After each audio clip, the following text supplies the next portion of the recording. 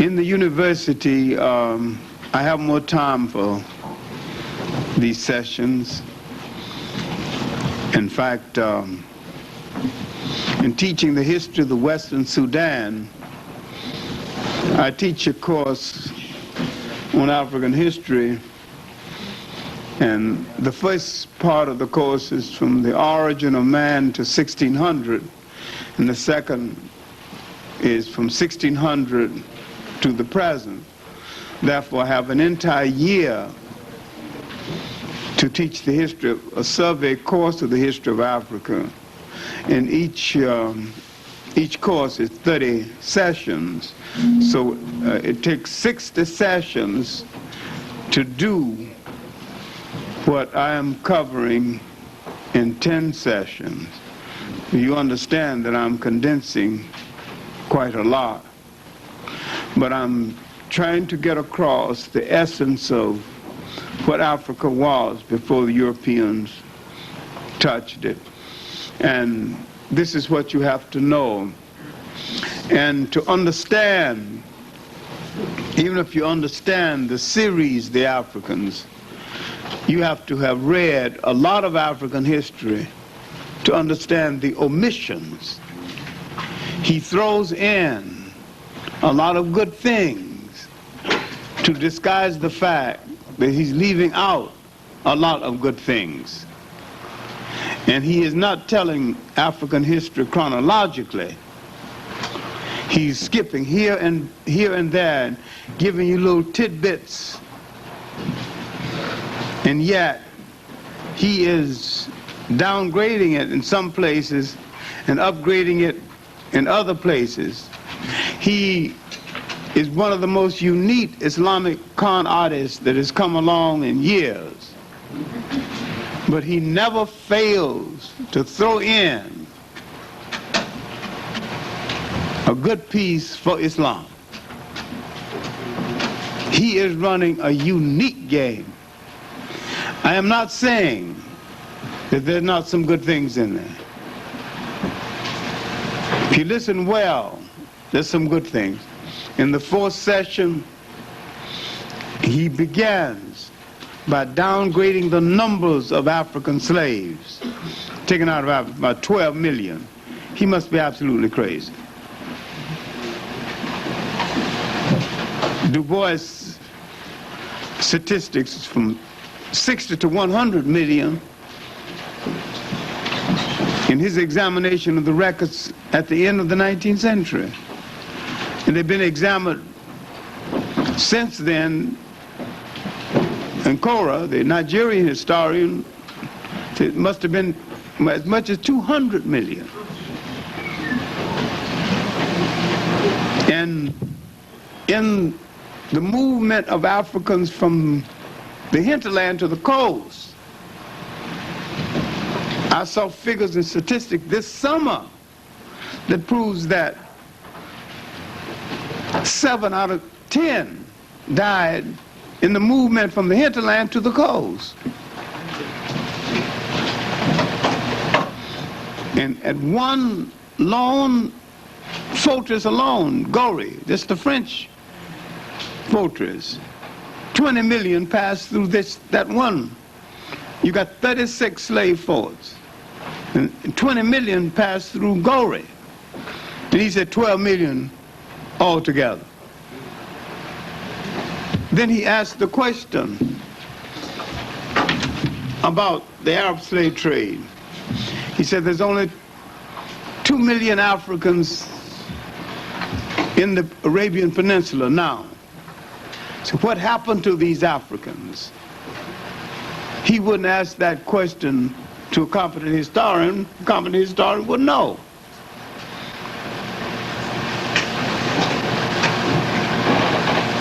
The UNESCO investigation into slave trade in the Indian Ocean proves that 30 million Africans were taken out of East Africa for one given period. But if you haven't done your homework, you wouldn't know.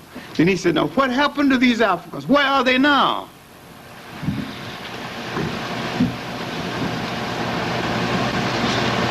if there's only 2 million in the Arabian Peninsula now, and he asks, where are they? Someone knows where they are and know where they went. Now he assumes that most people don't know, and he's right. Most people don't know.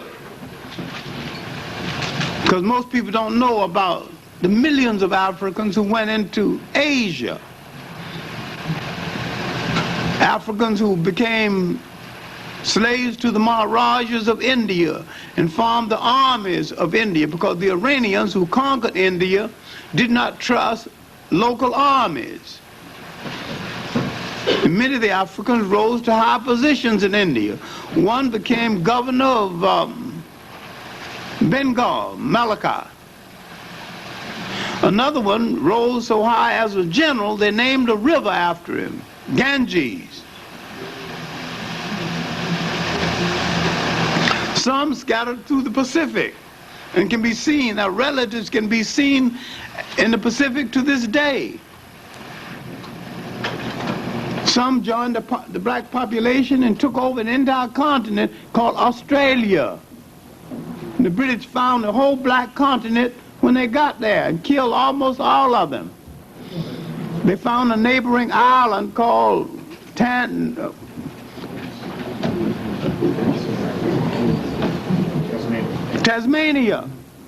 and they killed every single person on Tasmania. There's a book on it called Last of the Tasmanians. Every single person on the island was killed. Man, woman, and child. When somebody talk about their Holocaust, remember, at least they're here to talk about it. All the Tasmanians are gone. Total Holocaust.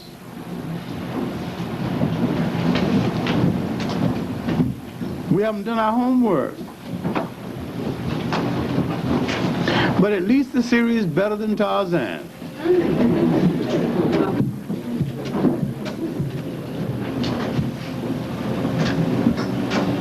Notice how he praises the northern African countries like Algeria. Notice how uniquely he downgrades countries like Ghana and Nigeria. Notice how he downgrades in the so-called the Christian nations. Notice how he upgrades the Muslim countries. It's a con game. Very unique. But there was another series done by Basil Davidson that's far better than that one. But you're not going to see that one because that was done by an Englishman and a white man. See, sometimes we get into color games and don't know what we're doing to ourselves. Basil Davidson, every time Basil Davidson came to a critical part of history, he put an African historian before the camera to explain, and he did a good job of it.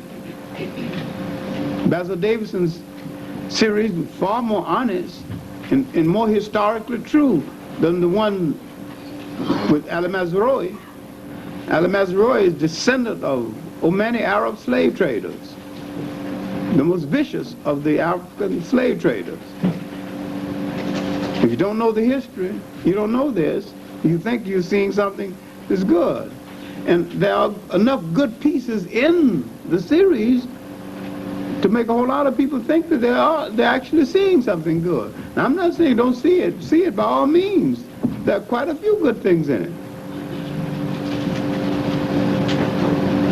What's left out is another story.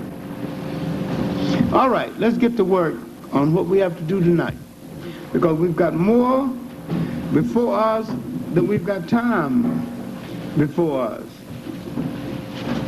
What I'm talking about tonight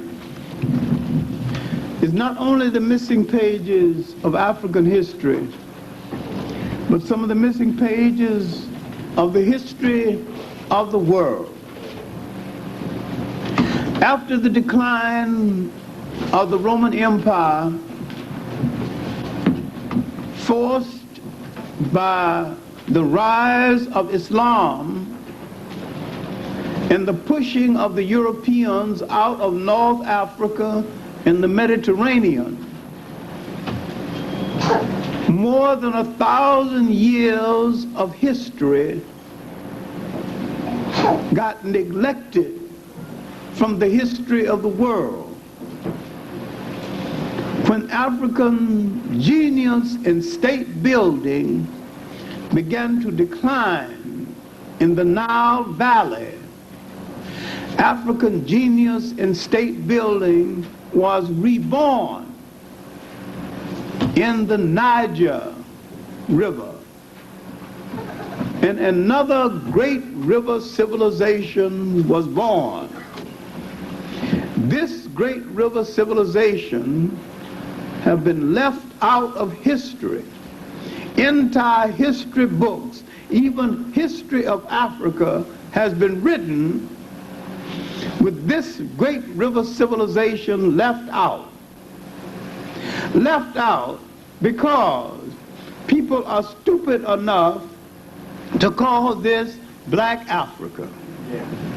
Never use the word Black Africa, not because Africans are not black. Black is an honorable word. There's nothing basically wrong with it. But because it presupposes that there is a legitimate white Africa. There is no legitimate white Africa. And so somebody says Black Africa, ask them, what other kind of Africa legitimately is there? You never say white Europe, and you never say wet rain. What other kind of rain is there other than wet rain? That's redundant. It's just like saying blue sky, blue sky. All right. My main point here is that when you look at the genius of Africa, that genius, once it declines in one place, is reborn in another place. And when you look at the continents of the world, and look at the people in the world, nearly all civilizations are born near great rivers. When you look at Africa, and you look at the civilizations of Africa, first the civilization of the Nile River, then the Niger River, then the Volta River, then the Congo River, then again on the east is the Limpopo and the Zambezi River. You go to China, China, it is the Yangtze River. Go to Europe, it is the Danube River and the Volta River. Go to England, it is the Thames River. Every time you go to a continent and look at and look for the beginning of a civilization and the beginning of a great city and a commerce, you find the river and the city on the river. Now we are examining a great civilization in Africa that had its birth after Egypt. To some extent, it is as old as Egypt, but it came to the attention of the world after Egypt. And to some extent, it benefited from the aftermath of Egypt. This is Nile Valley civilization that had its birth and flourished after Egypt. It is also a civilization whose people benefited from a river civilization that flourished in the green Sahara before it became a desert. You do not say Sahara Desert because the word Sahara means desert.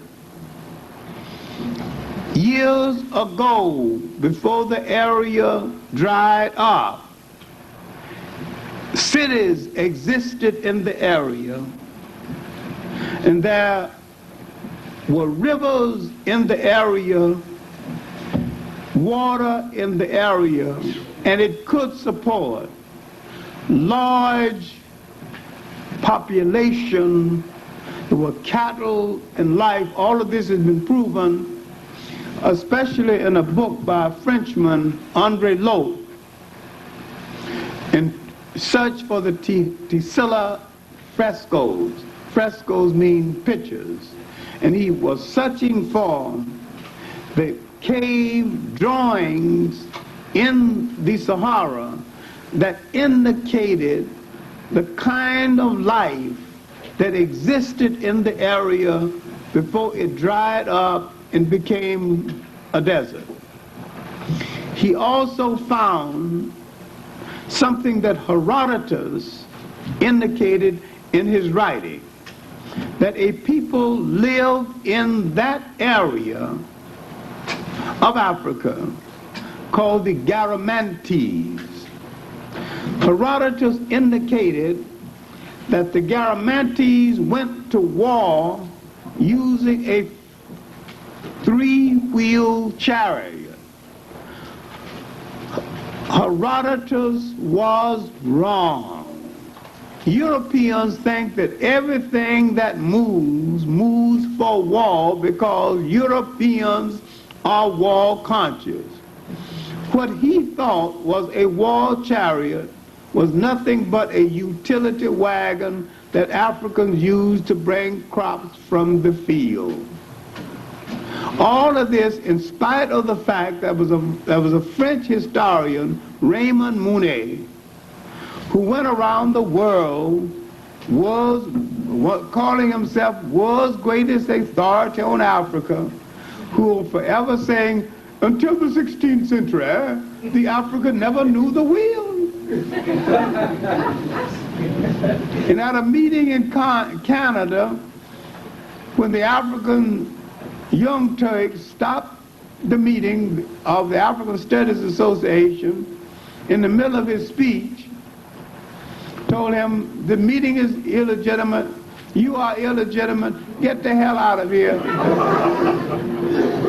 He said, young man, do you know who I am? I am the great authority, Raymond Mounet. Said, you are illegitimate, you are a fake, get the hell out of here. He's never been the same since, almost had a stroke. Someone later told him that, and I was the one that told him this, there were African chariot drivers in Rome, there were African gladiators, some Africans were in the arena being killed as Christians, and some Africans was driving chariots killing Christians, and I'm sure that their chariots had wheels. That was before the 16th century. I guess he's retired or dead, but it doesn't matter a great deal. But the African had known the wheel for quite a while, in spite of Raymond Mounet's proclamation that until the 16th century, he didn't know the wheel.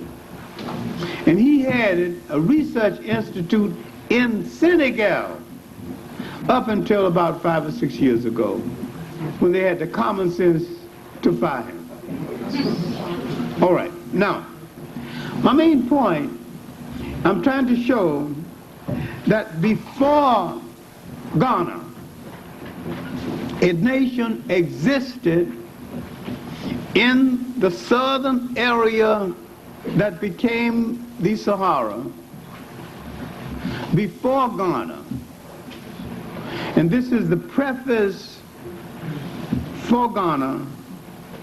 And all this activity was taking place when the Romans were in retreat. And as the Romans were in retreat, this is 300 years before the Roman retreat, and that this activity in this part of Africa is unfolding as the preface to the beginning of the state of Ghana, and that Egypt, while in decline, is not exactly Egypt, because this is the country that the Greeks would later call Egypt, and that the ancient Egyptians never called their country Egypt. They call it Tamari, Kemet, Egyptus, and the word Egypt came from the word Egyptus, called by the Greeks. But now, as Egypt began to decline, and as the Roman period came to an end, and as Islam began to push, Islam and the Arabs began to push the Europeans out of North Africa, the rebirth of a new civilization began to occur in the valley of the Niger. But the activity that I've been alluding to occurred 300 years before the Roman decline, 300 years before the birth of Islam. But with the birth of Islam, Ghana as a state in the Western Sudan had already occurred and was a flourishing state at the time.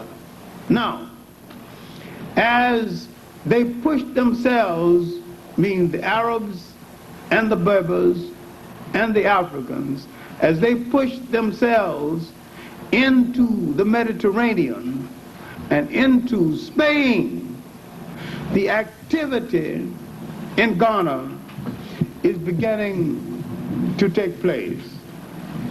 Now, the history of Ghana is told in many ways.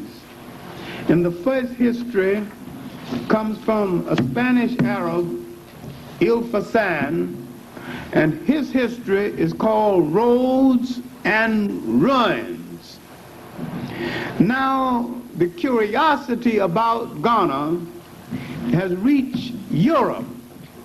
And when it reached Europe, an Italian king named Roger hires an Arab to write a book about this curious country, because it is called the gold country. Ghana stands astride the gold producing area in West Africa, and the roads from the Sahara into the gold country.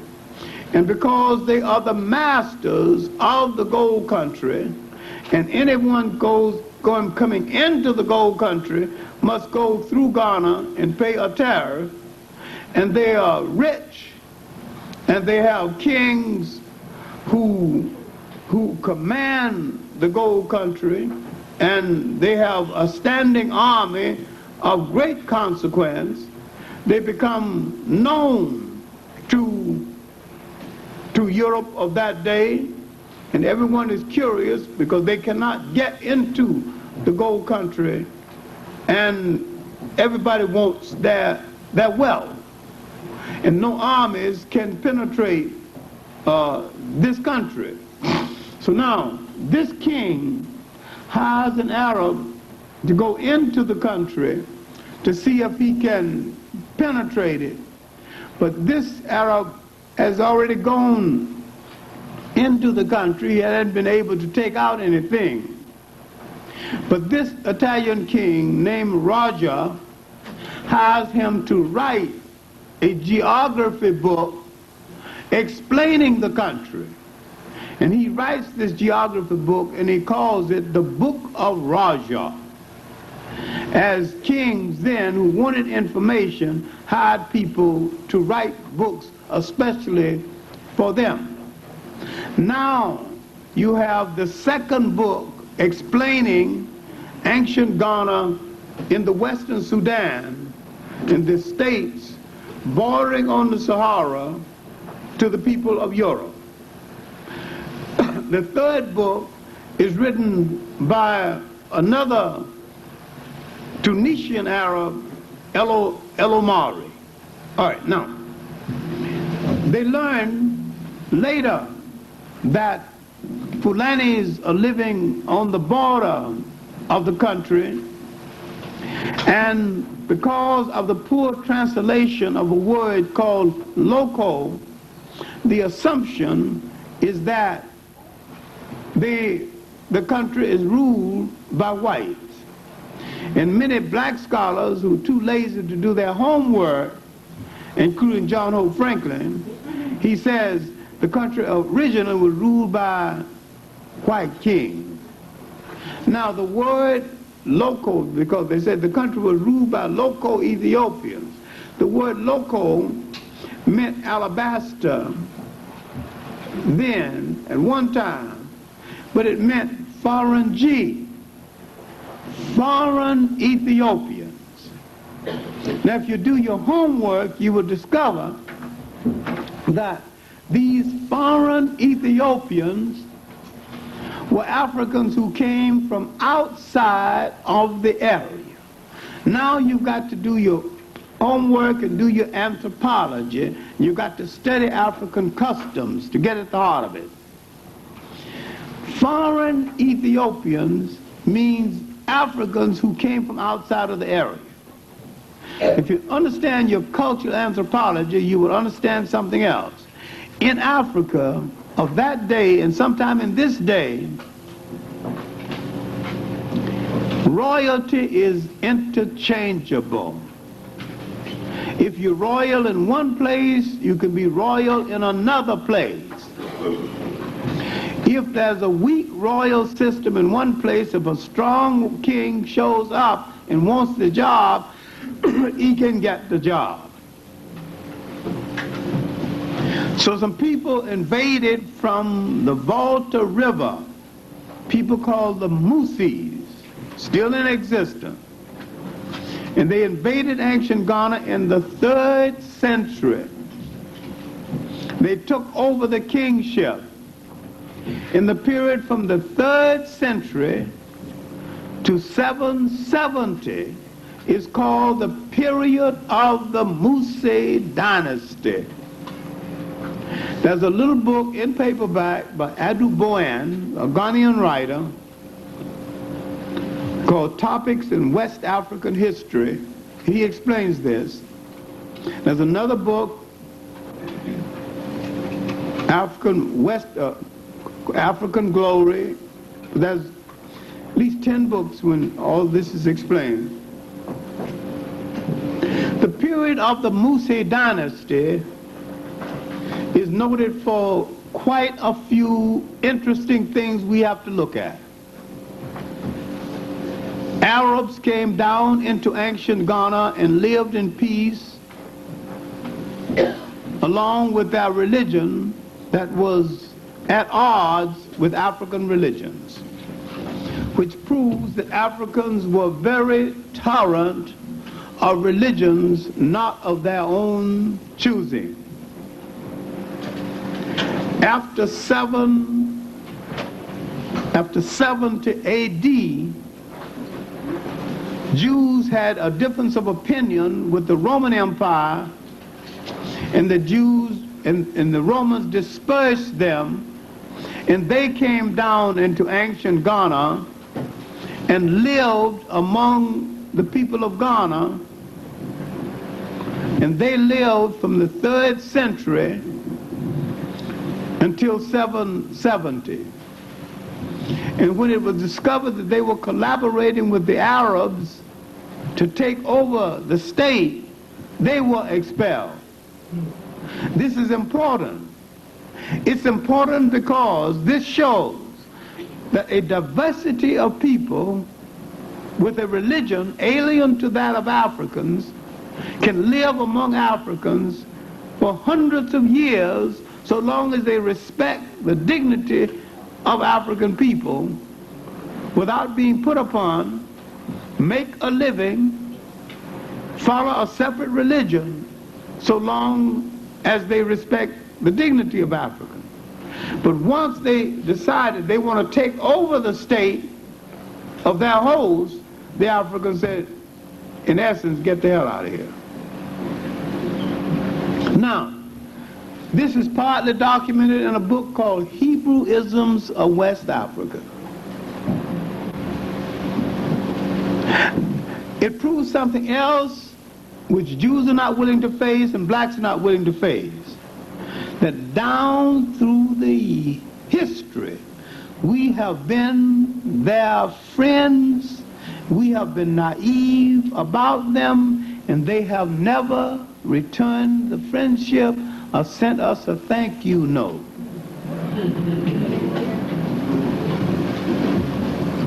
Now I can go back further to the entry of Abraham into Egypt, but that's enough. The main point here is that while the period of the Musi dynasty was a period of progress, it was a period of foreign rule. 770, the local dynasty grew strong enough to drive out the Musis. And the local dynasty came to power. And these were the people called the Sonokes or Saracoles. Now, the period from 770 AD to the period of the invasion of Ghana, 1076, is the golden age of that great state. It was invaded from what is now Mauritania, then the kingdom of the Susus, by an Islamized black named Abu Bakr. Let's look at Ghana under its own steam. Let's look at Ghana while it was being ruled by its indigenous kings called the Sonokes or Saracoles.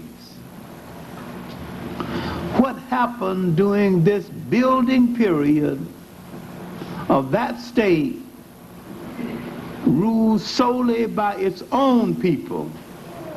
In the 9th century, Ghana had a standing army of 240,000 troops, one of the largest armies in the whole world of that day.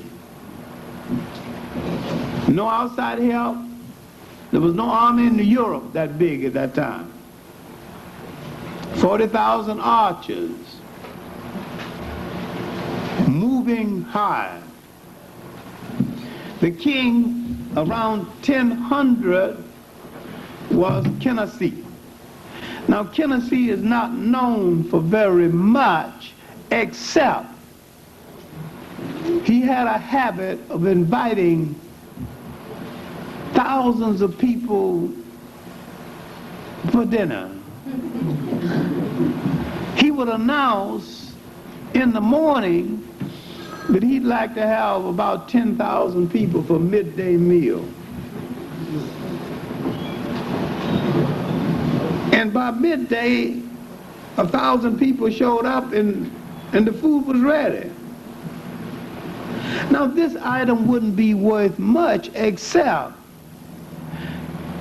if without warning a king announced that he wanted 10,000 people for midday meal and the meal is ready.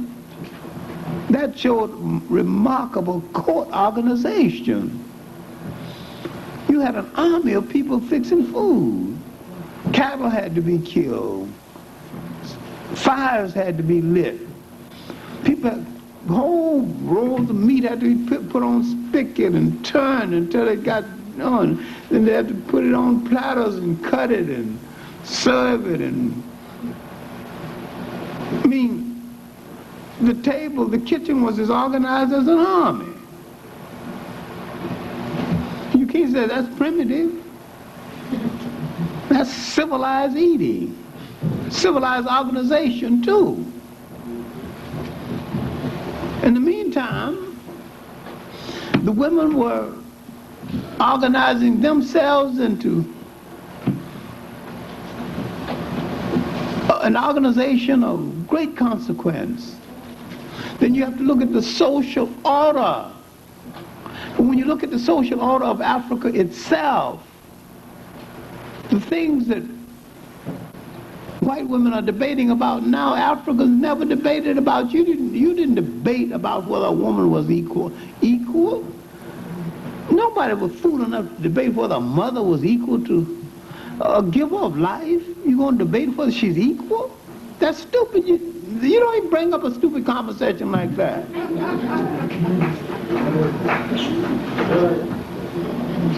You debate whether your mother, your grandmother is your equal?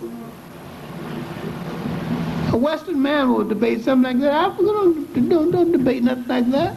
This is why the Africans had female gods earlier. You make a woman a god, you make a woman a god, didn't debate whether she's equal. You sell the question as to whether she's equal when you make her a god. And Africans had gods, but Europeans had shoes or houses with windows.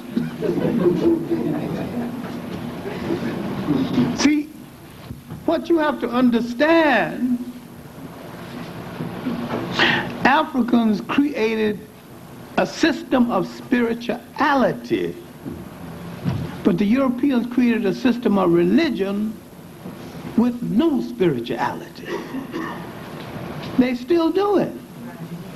Do you think Jimmy Swaggart and Billy Graham got any spirituality? These are millionaire hustlers. Do you think they believe that? You know, on Rob, these people are millionaires. A true spiritual man wouldn't even be a millionaire. If he gave to the people what he's supposed to, he wouldn't have $1 million left. If he served people where he's supposed to serve, he wouldn't have any money left. Now let's see, because in Africa the king was a priest king, and he was a distributor of goods and service. He was a keeper of wealth, not an owner of wealth. The main thing is, after Tennessee, that greatest king came to power, Ten Kamini, known as the king who rode out twice a day, every day. He would ride out among his people and administer justice. He would hold court wherever people thought an injustice had been done. And no one was obliged to move from his presence until that person was satisfied that justice in his case had been done. And the king was obliged to stay there until that person was satisfied. And the lowliest person could petition the king in his case. If he thought he had a case, the lowliest person could petition the king. This was democracy even to excess. This was the royal monarchy. You see, what you have to understand, Africans didn't preach about democracy. They just gave it. They never used the word. They just administered.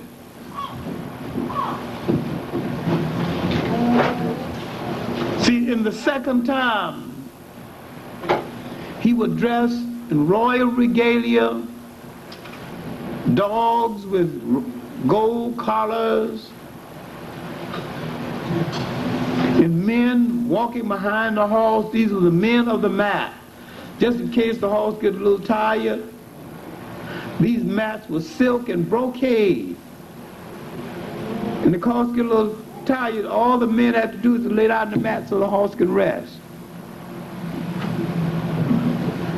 The king were better dressed than the horses were better dressed than the kings of Europe. Splendor. They said he had men with gold, with clumps of gold so large. They had a loop in the gold. When they want to steady the horse, they put down the gold and put the loop under the gold. The horse could stay there until he tended to business. There was so much gold that all the big hunks of gold were brought to the king. People could keep the little pieces. They had no commercial use for some of the gold. There was so much of it. See, that's why people came and envied our gold. This is what I keep repeating. That we have always been the world's richest people. Rich in culture, rich in material, and rich in spirit. This is why we didn't build no great churches and cathedrals. We didn't have to build churches and cathedrals. All life was our cathedral. We celebrated everything, and we respected life so much, we didn't even step on a cockroach. All living things are part of the celebration of life. A tree was part of our holiness. So we created spirituality. And the spirituality began to challenge when other people came along and created religion and began to commercialize on it. And what we have to get back, and what has saved us as a people, is our spirituality. See, when people created religions, they put it in a container. And they put some restrictive rules around it, but we were obeying these rules all along. We never said, I'm my brother's keeper. We just kept him. We didn't say that, my brother's died, I got to make sure that his wife was dead. We just did it. And it wasn't a Sunday go to meeting thing. It was an all-day thing.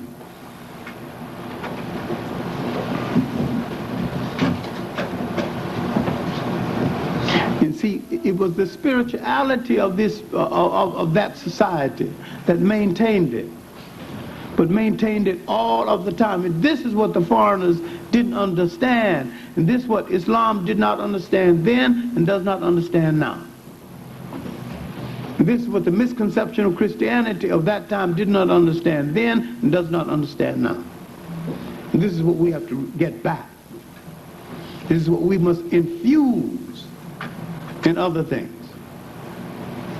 All right, now my main point here is that during the period of Ten Communions, this is its high point of achievement as a great nation state controlling the trade routes to the north, controlling the gold trade from the north to the south. It was during this time that Islam, that had conquered the kingdom of the Susus, now Mauritania, began to envy this state that they could not convert to Islam. Failing to convert it to Islam, they decided to destroy it. Finally, the royal house of the Lemtunu decided to mount an invasion of Ghana. This invasion happened 1076. When Abu Bakr led this invasion, it was a success. He occupied Ghana for 10 years Then his co-religionists got in trouble. Already a bunch of religious fanatics called the Almoravids, created by another religious fanatic, Yusuf bin Tishfan, had joined the group in Spain, and that group, now in trouble, called for help. When Abu Bakr tried to pull the army out of Ghana to help the co-religionists in Spain, Abu Bakr died. Ghana regained her independence, but did not regain her strength. It would never be the same again. So therefore, Ghana, stripped of its ancient glory, continued to exist, but its strength is gone. Its great king Tenkamenin is dead, and the Susus began to prey on a neighboring state called Mali. When they invaded the neighboring state under a general called Samanguru, they killed all the members of the royal family except a crippled boy, Sundiata Kita, whose royal name was Mario Jetta. This crippled boy grew up brooding over the loss of his family and swearing that one day he will avenge the wrong done to his family. The Susus thought that he would not amount to anything and that they could make a puppet out of him. They were wrong.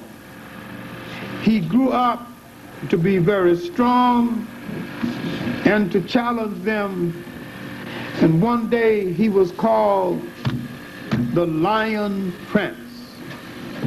The important thing about Sundiata, the important thing about the African doctors of that day, that this boy, born crippled, was cured by African doctors, grew up strong and healthy, and drove the Susus from his country, consolidated his country, and took over all of the land area that once was Ghana.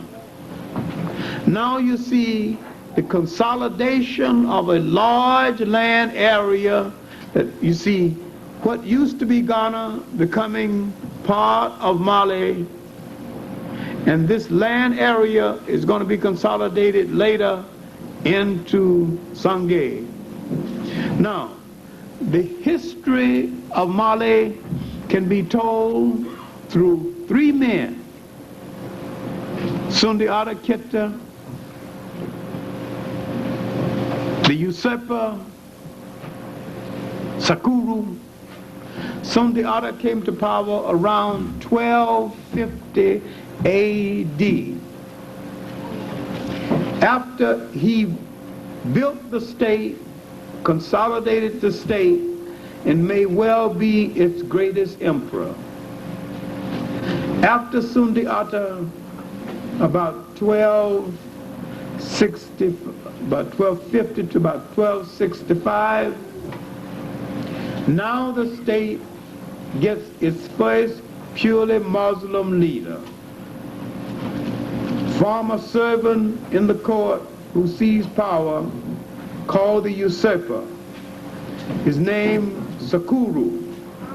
Sakuru goes on the trip to Mecca and Medina, and he decided to come through the southern route, down the Red Sea, through what is now Djibouti and Jigjiga, through what used to be Italian Somaliland, or French Somaliland. He meets the people who are no-nonsense people. They might be savage in the Hollywood sense, or might not. They're no-nonsense people. People call it the knock heels. They are the meanest people in Africa. They're the Turks of Africa. They're people who don't want any friends, don't want to be anybody's friend, and don't want anybody to be their friend. Tell everybody to drop dead, and they'll drop you dead if you mess with them. De Gaulle was went in that area telling them to stay in the French orbit. Told them to get the hell out. People started throwing rocks at De Gaulle. Get out of here. Anyway, when Socorro came into that area, they were the only people who would rob a caravan. They took his gold, anything valuable he had, and they killed him. And what else happened? They embalmed him and sent a runner all the way back to his home to let them know that he's dead. Then something else happened that I can explain chemically. They embalmed his body in honey. And when he arrived home, that's about 4,000 miles away, he looked lifelike. And all that African sun must have taken 2 months to get him back. How he could look lifelike with all that honey is sugar. I don't know how you explain this chemically. I guess some chemists will have to explain it to me. How he could look lifelike, I don't know. But every story I read said that he looked lifelike when he arrived. Then they gave him a big state funeral. But he was the second king in Mali. And he would open the way for the greatest of the most colorful, but not necessarily the greatest. I think Sundiata was still the greatest king. He would open the way for the most colorful of all the kings of Mali, Mansa Musa. Mansa Musa came to power 1306. Now, he would come to power and prepare for a great journey. He would dig special gold, make preparations for this great journey. He spent from 1302, 06. He would not go on the journey until 1324. All that time he's preparing for this journey to Mecca and Medina. He's a great Muslim, devout. When the journey starts, it will be one of the most magnificent journeys in the history of the world.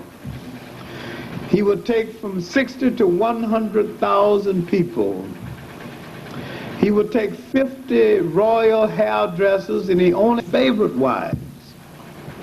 If he got 50 hairdressers just for his favorite wives, so how many wives?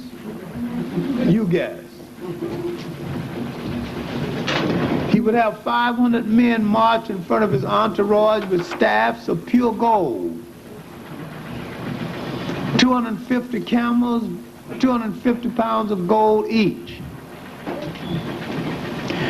Men would travel 2 weeks ahead of his entourage, letting people know that the king of the gold country is on its way.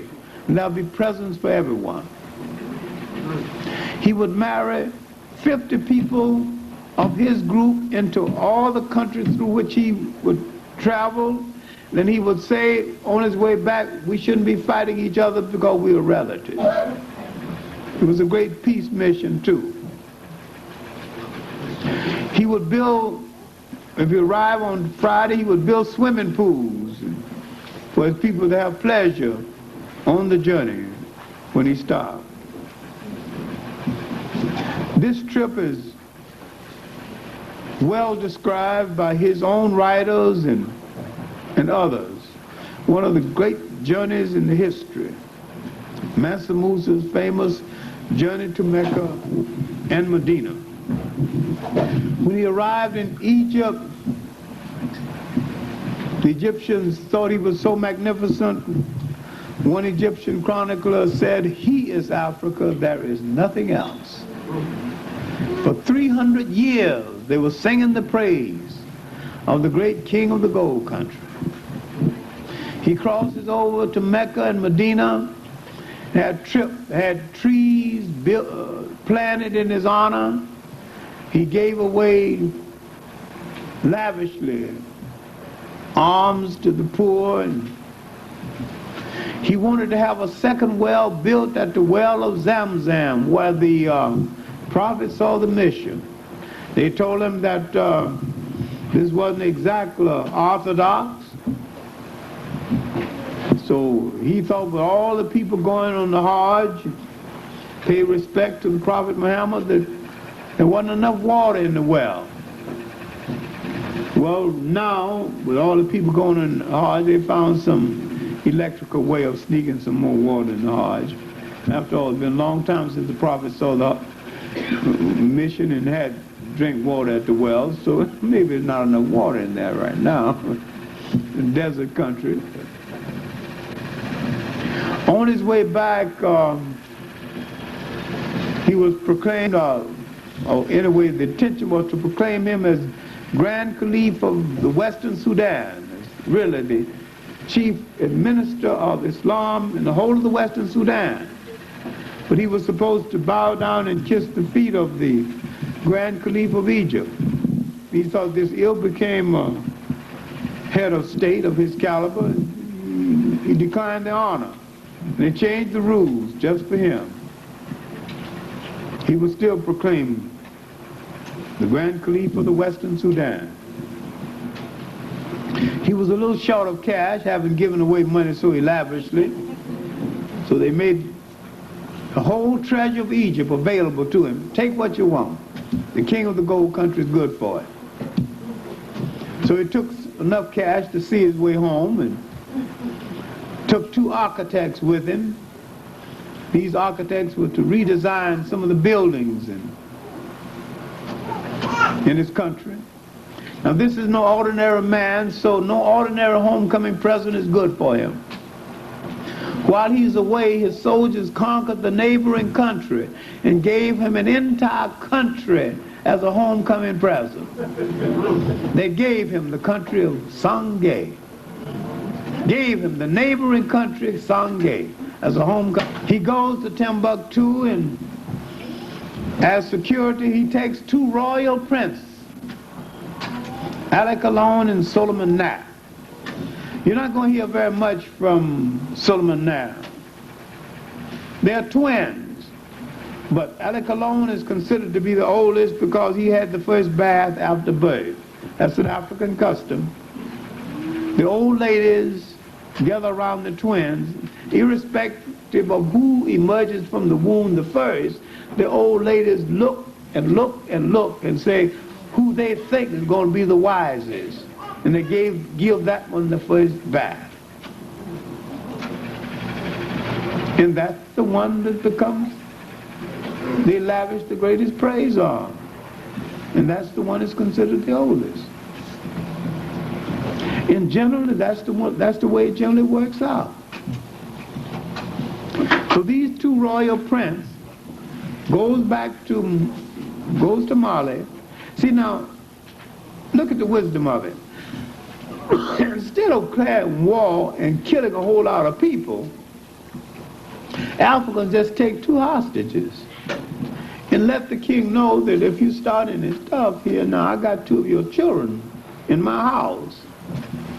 And so if you don't want any harm to come to them, now you just behave yourself. Isn't that better than killing a whole lot of people? Well, that's the way Africans do it. There's a humanity even in war. So he takes these 2 royal hostages, takes them back, back to Mali. But he gives them a little too much freedom. And after the death of Mansa Musa, they have a tendency to ride out alone, and they ride closer and closer to the border of that country until they finally get the message across to that country, Sangay, that the other colonies are breaking away from Mali now that Mansa Musa is dead, and that it is time for Sangay to make a move. When finally they escape during the reign of the king that succeeds Mansa Musa, Mansa Morgan, Ali Colon comes across the border and he is proclaimed Soni, meaning liberator.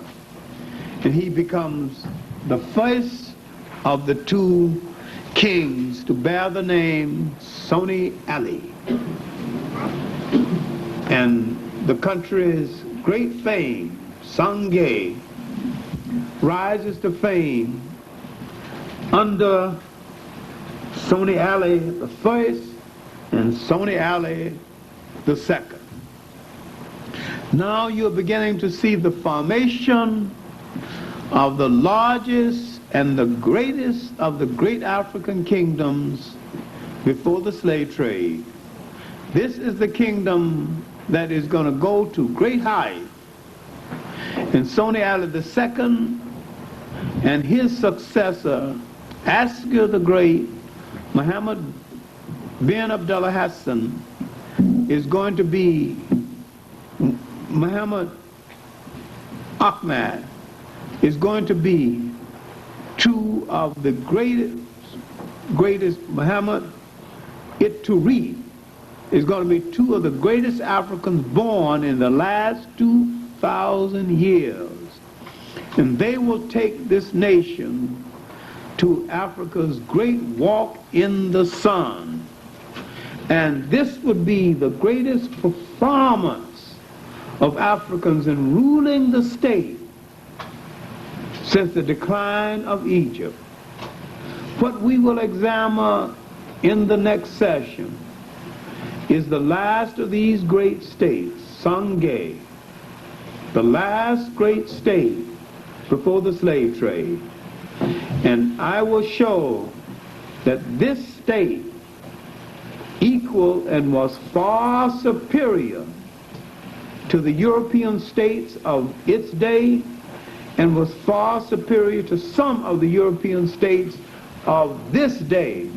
And it is a pity that you don't know about it. It's a greater pity that our children do not know about it. We have to go back into our history and learn this. And the main thing that has been directed against us that makes us feel so depressed is that we have been robbed of the concept of self-confidence and historical memory.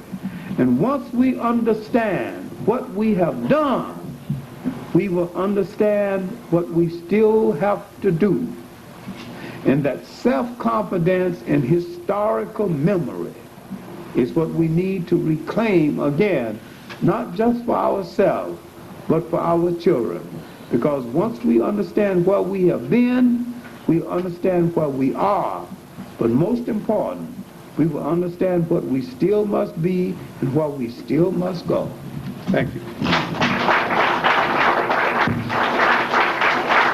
I was told, and I find it very devastating, because matter of fact, I've never heard of Gori Island before. And this is why for the past 2 weeks I've been talking to you. I am taking 35 children. We've been raising money for 2.5 years for that reason, so that they can be exposed to that. Because I am 40 years old and never heard of Gori Island. Well, Gori Island is the French clearinghouse for slavery. And it's off the coast of Senegal. Yeah. And it's kind of a tourist attraction. And it's I was there twice this summer. But I find that a devastating experience. It was a devastating experience for Well, me. if you think that's a devastating experience, you wait till you go to Elmina in Ghana, which is the largest and the most gruesome of the slave force. One lady collapsed at Goree. I said, if you collapse at Goree, when you get to Ghana, I don't know what you're going to do. I advise you not to even go to Ghana. Because the worst one's in Ghana. Dr. Clarke, as we look through history, we see that Africans seem to be the most prevalent, peoples of slavery. The Arabs, the Indians took African slaves. What was it that made Africans accessible to slavery, or in their nature? I mean, was it anything in their nature, or was it something in the way the villages were organized that they couldn't protect themselves from being captured and taken in such large numbers to various parts of the world? China even took African slaves. Why didn't they take Chinese? Why weren't other peoples taken? Or were they?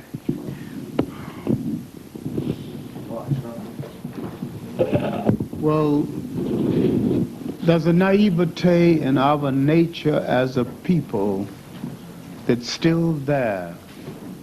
We're still basically an unprotected people. We still act as though we don't need protection. We still have not recognized the meanness in other people to the extent that it exists. And until we do, we will continue to be in existence. There isn't,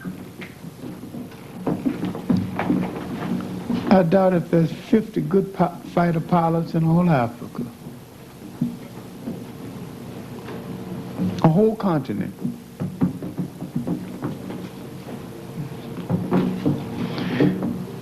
Well, that's not a good answer.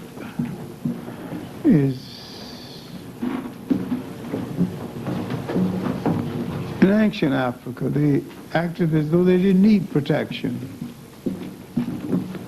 In the first African invasion, a bunch of sheep herders from Western Asia came in and took over Egypt. They were called the Shepherd Kings. We've always been misguided about other people's intentions. We still are.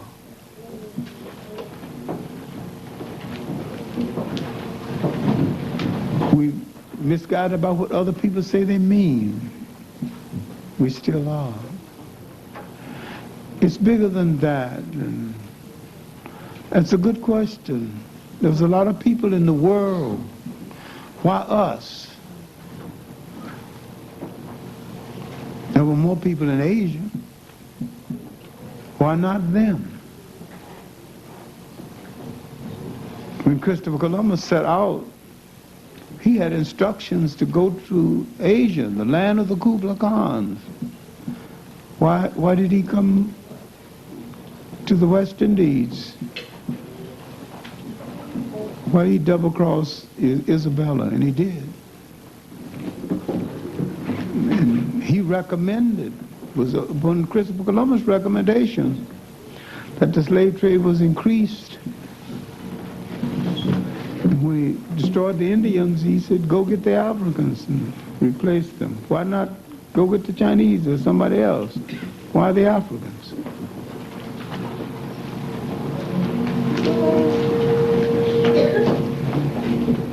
This won't change until we change it. We have a naive concept toward ourselves, a naive concept toward the world. We have to change it. We have to stop buying other people's discarded junk and other people's discarded isms.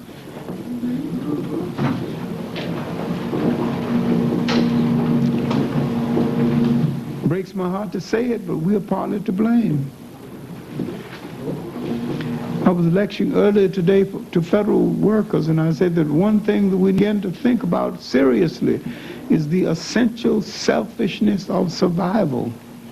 Think of ourselves first and foremost, and everything else have to come after that. We haven't made up our mind that that's what we have to do. Everybody else will do it.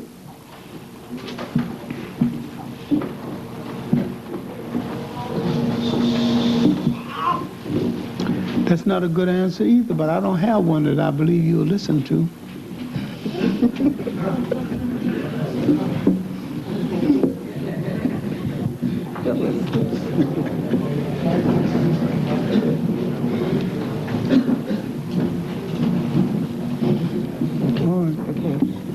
Dr. Clarke, can you give us that word that has the meaning of alabaster that John Hope confused?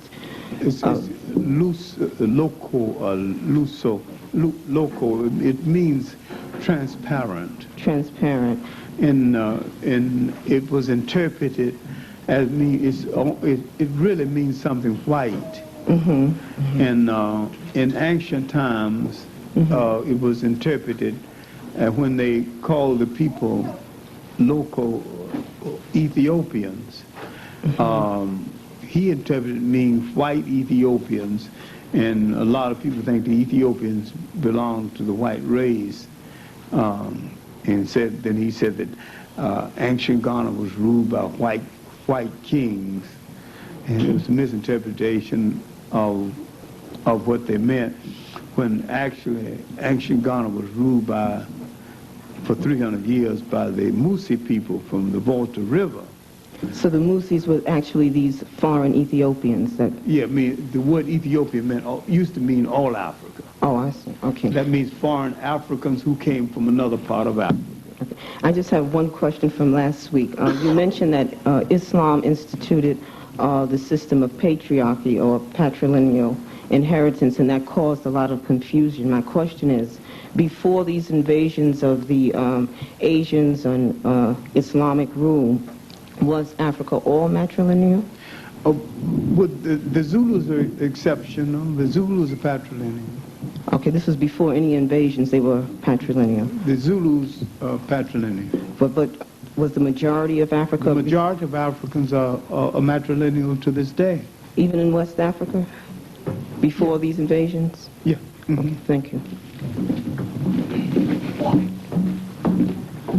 Good evening, Dr. Clarke. Good. Through your lectures, I hear you say a specific word in describing African peoples. You talk about the monetary riches, talk about the socialisms and the democracy of it, but you keep passing on or speaking about the spirituality of the African, but you don't go into elaborate. Would it be possible for you to speak to us about the spirituality of the African? Yes, I mean, the spirituality is really what holds the African together. I mean, not the elaborate church, but the spirituality is in the family structure, is in the indigenous religions, is in what they do as against what they say, is in the attitudes. I'm not talking about the Western educated African, the African who comes to the West and play games. I'm talking about the sense of welcome that you get in the villages, and the African who's not a Christian, whose attitude toward you is more Christian than that of a Christian. Thank you. Good evening, Dr. Clarke. Good evening. I would just like for you to expand on a statement you touched on before about the African being so open and receptive of others as long as they didn't, interfere with their religion, such as the Arab and the Hebrew who came into Ghana earlier, and they were immediately trying to conspire. Do you think that's happening today in view of the fact that, especially in black areas here in our city, that we have so many Arab merchants now coming into our areas and whatnot? And then the situation in the Middle East, could that all be like tied again? We will see, as you said last week, about the perhaps the Israeli and the Arab laying down in bed together again to conspire against Africa. I believe it's the same scenario all over again. Unfortunately, I think it's all over again, and I'm suspicious in that regard. I really think that we are people with no friends of consequence in this world, and I don't think we know it. I think marginally we have a few individual friends, and I think we have overestimated even that, but I don't really think we have many friends among the other so-called ethnic groups, but I don't think that we are a minority. I really think, I don't think the Arabs who in our community have any true friendship among us, and I think people will save themselves, and if they have to save themselves at our expense, they will have no compunctions about doing it. Thank you.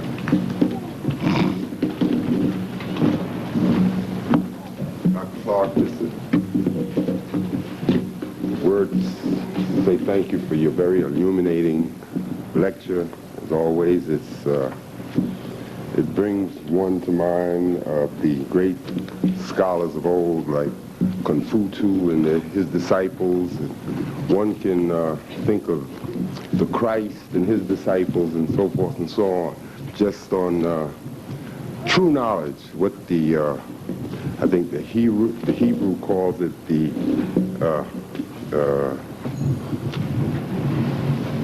well, anyhow, it's truth in Hebrew symbols. I'd like to, I was hearing you speak, I reminisce of when I was a child and first went to kindergarten and so forth and so on. On the blackboards, as I remember, when we had to learn to write the alphabet and do the Arabian number system, they had this exercise where you first swung your pencil like this, and you swung your pencil like this, and so forth and so on. And I recollect I think it was back in the 60s or late 50s, they had a program, I think, by the BBC on television, which of course is anathema to any thinking person. But anyhow, they had this program by the BBC on television.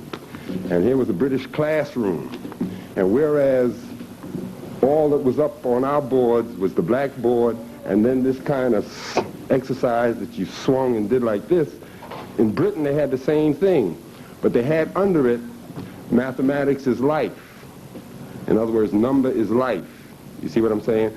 And one reflects that America seems to be the great land of half-truths. They tell you that silence is golden.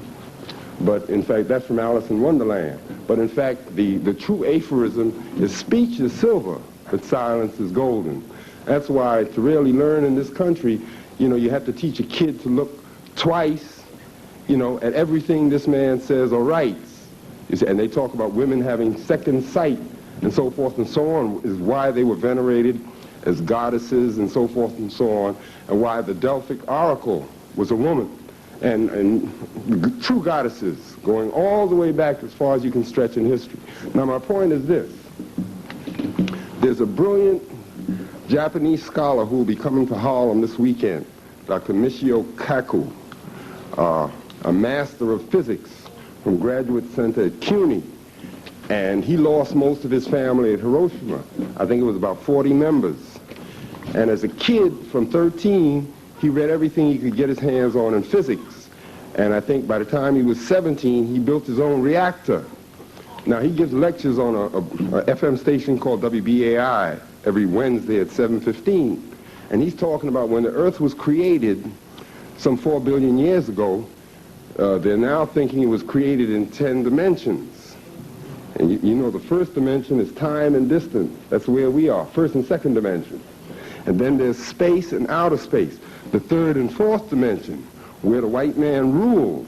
You see what I'm saying? Which is why talk of revolution is, innocuous and foolish. But the point is this: if the Earth, by a Big Bang theory or whatever, was created 4 billion years ago, And if Leakey and his parents in Africa have now discovered the forerunner to man dating back to 14 million years ago, and if, as we speak now, this is the Hebrew year of 5747, and the Chinese year about 5800, and the Islamic year, whatever, or, same order of about 5,000 years. Well, what happened to the other 13,995, thousand odd years of history? And if we bear in mind that Napoleon said history lies mutually agreed upon, that's where's the other 13,995, etc. I mean, would you like to dwell on that? I mean, to illuminate us? Well, inasmuch as we gave the world the calendar and the concept of time, why are we always dwelling on somebody else's time and somebody else's calendar? We gave the world the 365-year. And we've dwelled too much on other people's folklore and not enough on our facts. There's nothing to dwell on. We keep harping on other people's figures and not ours, not what we came up with. There's a little book called by Breasted, Henry Louis Breasted, Dealing with Time. And there's a whole chapter on Nile Valley concepts of time, African concepts of time, which predates everything everybody else has said and everything everybody else has done. Why can't we think about our concept of time? Why are we forever talking about other people's concept of time and space and everything?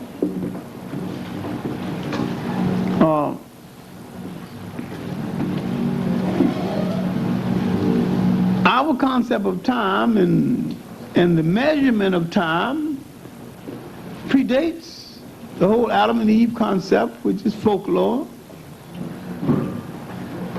And we can't separate folklore from fact. The Bible is beautiful folklore with a lot of fact, and is in the Bible. Beautiful. And can be documented as fact. There's a lot of folklore too.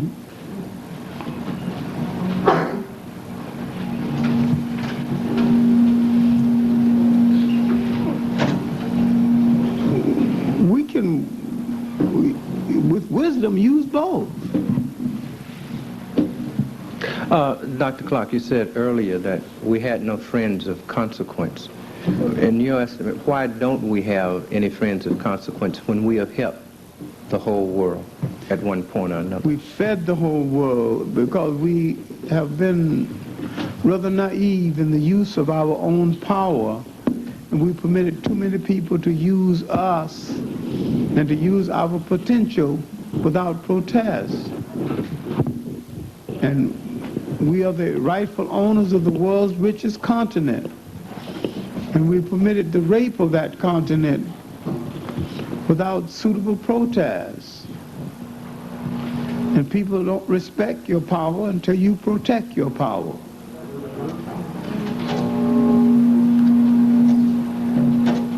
And we haven't asked the right questions or gotten the right answers. With African people scattered across the world and with almost 1 billion African people on the earth, we shouldn't have to beg for anything. That's right. And we've let ourselves be reduced to beggars.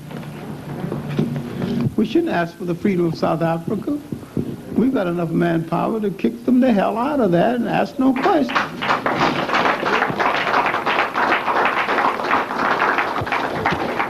And if there are whites who want to stay in Africa so badly, and who love Africa so much they won't leave, then we should just give them a piece of Africa, the length of their body from head to feet, 6 feet under the ground.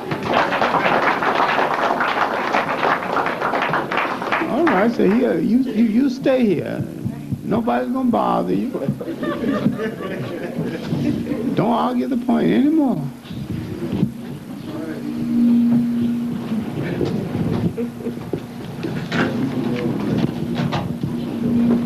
Mabel Clyde Bethune said something before she died, that we must stop being a people begging and pleading, and become a people insisting and demanding.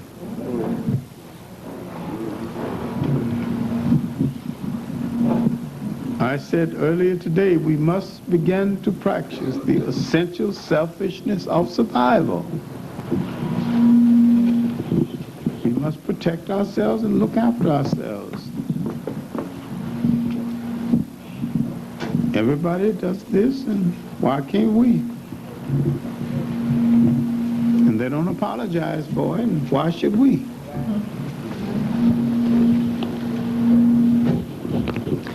Dr. Clarke, in further separating folklore from facts, can you give us some information around the origins of the Hebrew people and the Jews and the Jews in our history? Well, they came out of Western Asia, and their first entry into history is when Abraham led them into Africa, escaping famine in Western Asia. And the Africans fed them and befriended them. And when the Africans were invaded, they failed to respond to the needs of their African benefactors.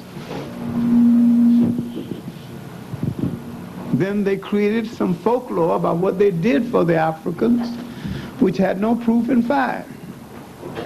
There's no proof that they were ever slaves in Egypt. And if anybody got any proof, I'll hear it. I've been asking for it most of my academic life. Not one iota of proof has been furnished. They were not slaves in Egypt. And they built no bricks with or without straw. They built no pyramids. All of the pyramids were built before they got there.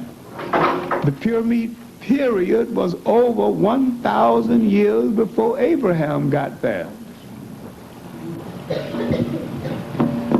They arrived during the 13th dynastic period. All of the pyramids were built between the 3rd and the 6th dynastic period. The pyramid period was over 1,000 years before they arrived.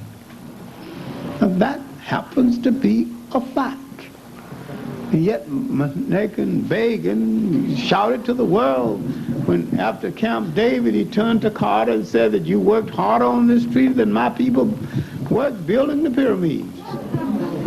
What pyramid?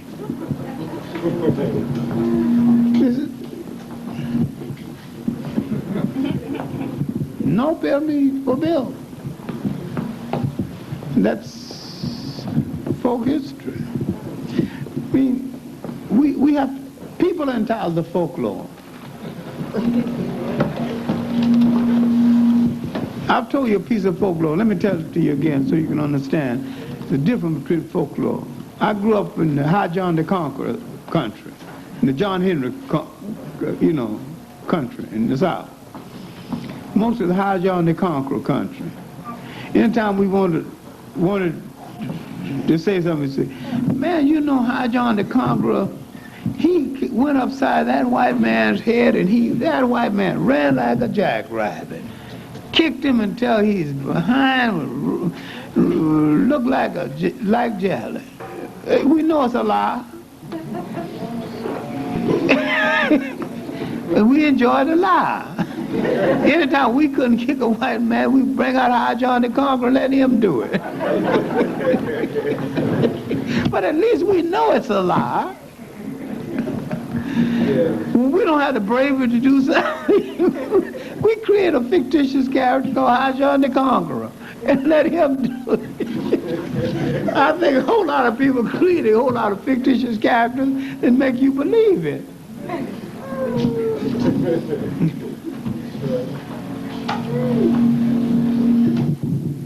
But I wish somebody would read, there's a 3-volume work called The Folklore of the Old Testament by Sir James Frazier.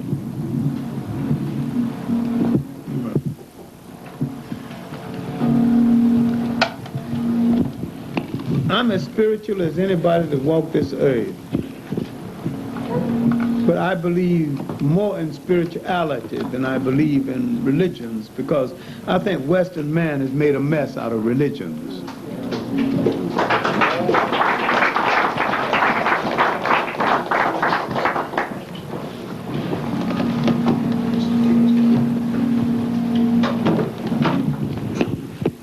Dr. Clarke, I agree with what you was just saying. That's why I came up here.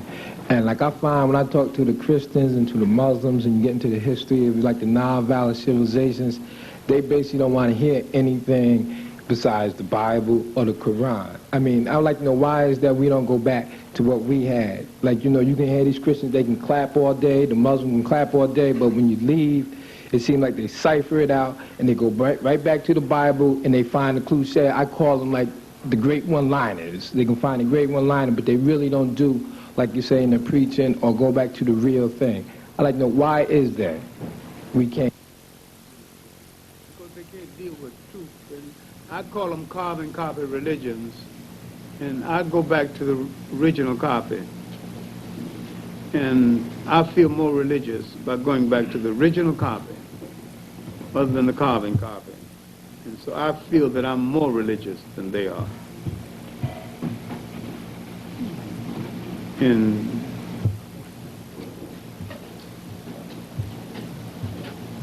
I believe service to God's people is preferable to prayer. I serve people.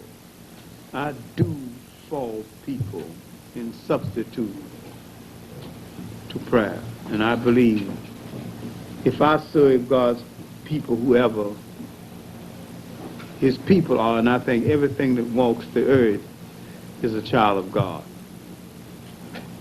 And if I serve them and walk as righteous as I understand righteousness to be, wherever heaven is, I'll get there somehow.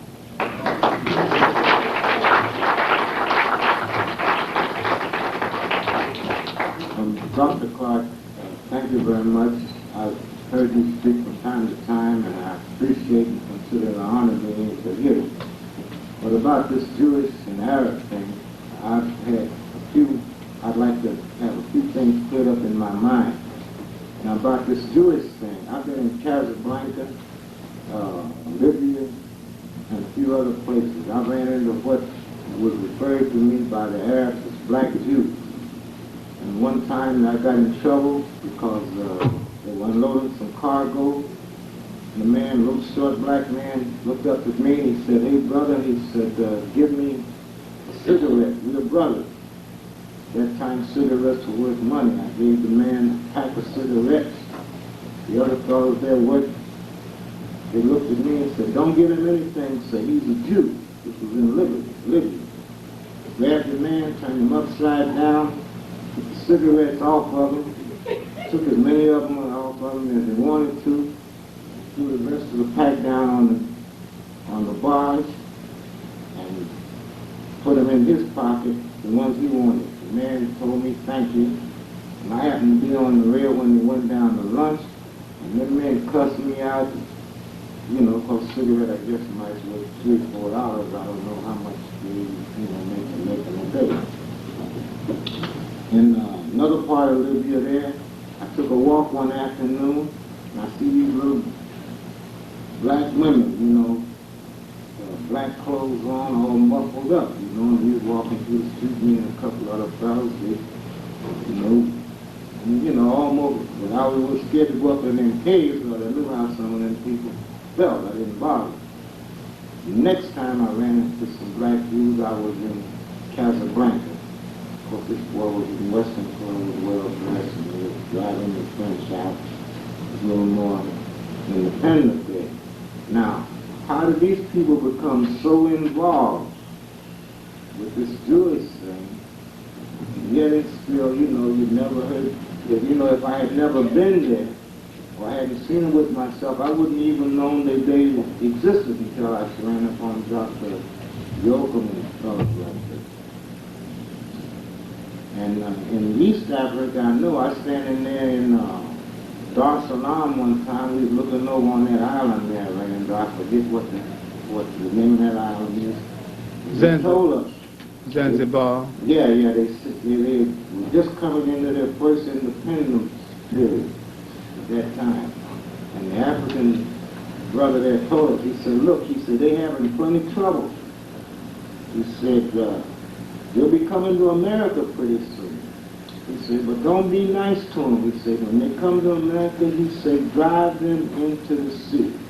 That's what the man told us. And that's, a little while ago, been over 20-some years. I would like to know, how are we to respond to all this controversy between the Jews, the Arabs, Polacks, anything else that's coming over here that we run into?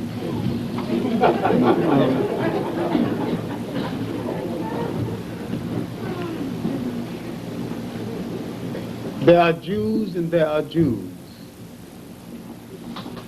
Blacks who belong to the Hebrew faith still are responded to as blacks people, even by white Jews. And they lie to their face about it. The literally kidnapping of the so-called Falashis was a dodge to try to offset the racism of Israel,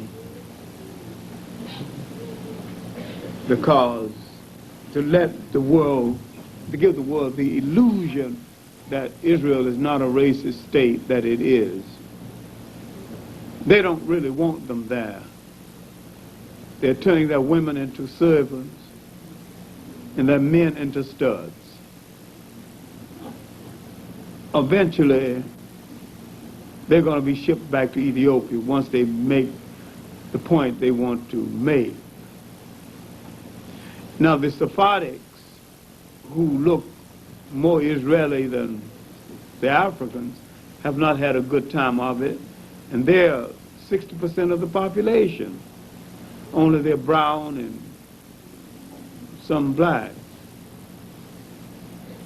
But if you're black, no matter what religion you belong to, you're going to have a difficult time among whites wherever you are, no matter what religion you choose. And once you understand this, you're going to find out, or beginning to find out what you're going to have to do. You're going to have to unite with other blacks, no matter what their religion are, no matter what their religions happen to be. You're going to have to unite and mount an offensive against people who bring misery on you just because you're black and not because of your religion. There's an assault on people just because of their skin color and not because of their religion. I think Malcolm X said once, you are discriminated not because you're Baptist, not because you're Protestant, not because you're Muslim. You are discriminated against because you're black. And you should unite because you're black.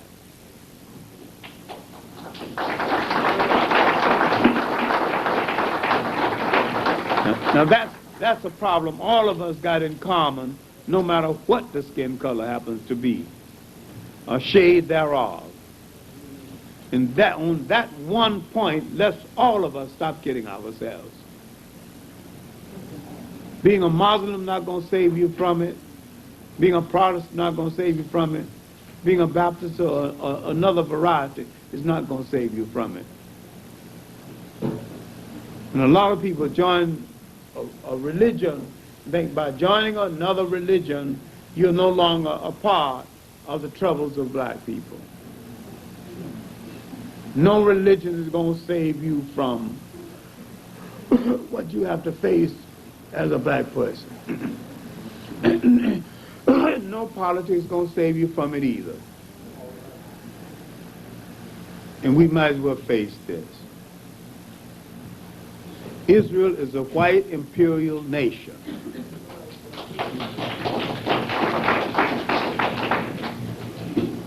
And the European Jew is a white European imperialist whose nation was created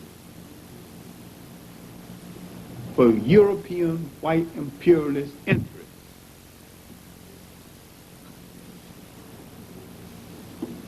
And no matter what you can be as Jew as you want to religiously, if you're black, you still got black troubles.